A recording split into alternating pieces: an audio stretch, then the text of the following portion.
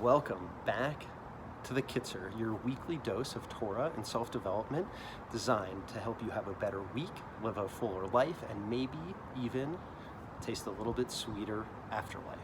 Okay, this week is Parsha's Va'era, the second in the book of the Exodus, and it's an action-packed Parsha. We get the first 7 of the plagues. We're setting the scene to leave Egypt. But before all that happens, Moses is approached by God, and God tells him, I am the God of your ancestors. I appear to them as El Shaddai, but to you, I am God. I am fully God. I'm revealing my full self and my full name to you. So Moses hears this from God, and he goes to the people to give them that pep talk, to say, it's okay, everyone. God is on our side. We're going to get out of Egypt. But they can't even hear him. They're so overburdened by the crushing labor of Egypt that they're like, okay, whatever. On with their day. And this was exactly Pharaoh's plan. If I can give them so much work, have them so consumed with this, they'll never have a minute, they'll never have time to hatch a plan to escape. And Rab Moshe Chaim Luzzatto, known as the Ramchal, in the 1700s says this is exactly how our evil inclination, how our Yetzer Hara works.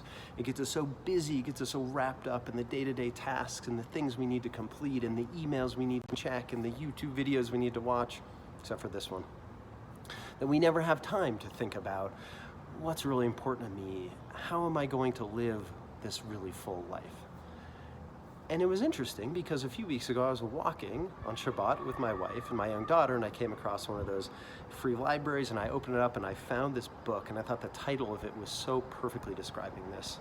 And it was about mindfulness, and it was about corporate mindfulness, and there was an executive who took on this program for 4 months of mindfulness exercises, and he took just 10 minutes a day. And at the end of this time, the one who runs the mindfulness centers asked him, what did you gain? What did you gain from 4 months of mindfulness? What did you gain from meditation? He said, I gained 1 second. It put me 1 second ahead because the Yetzer Hara wants me to rush into the next thing. It wants me to see that email and respond to it. It wants me to hear that message and jump into it. But meditation gave me 1 second. It gave me time to think, do I want to attach to this thought? Do I need to respond to this thing? Or can I refocus on what's most important to me? Can I recenter myself to move into what I'm truly meant to be doing? So this Shabbat, may we all reflect, may we all go into 2022 with mindfulness, with thoughtfulness, of not letting the Pharaoh or the Yetzer Hara put this crushing labor on us so we can't hear Moses' message, but to truly take that moment, take that break, so that we can gain that critical single second. Good Shabbos.